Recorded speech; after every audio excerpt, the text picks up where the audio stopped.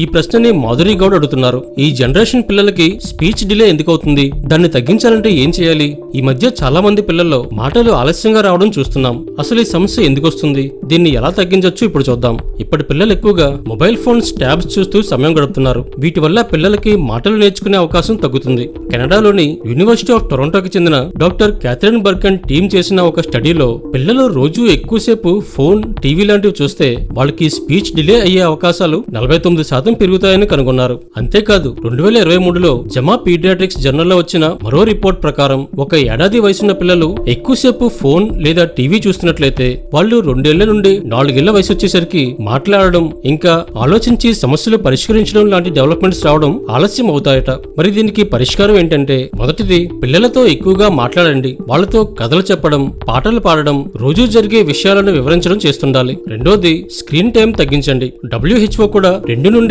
5 ఏళ్ల పిల్లలకి రోజుకి స్క్రీన్ టైం 1 గంటకు మించి ఉండకూడదని చెప్తోంది. మూడోది పిల్లలతో ఆటలాడండి, కథలు చదవండి, కలరింగ్, పెయింటింగ్ వంటి పనుల్లో వాళ్ళతో పాల్గొనండి. ఇవి పిల్లల స్పీచ్ ని బాగా మెరుగుపరుస్తాయి. ముఖ్యమైన విషయం ఏంటంటే, అందరు పిల్లలకి ఎదుగుదల ఒకేలా జరగదు. మీ పిల్లలకు మాటలు రావడంలో ఆలస్యం ఉందని అనిపిస్తే వెంటనే ఒక పీడియాట్రిషియన్ లేదా స్పీచ్ థెరపిస్ట్ ని కలవడం మంచిది.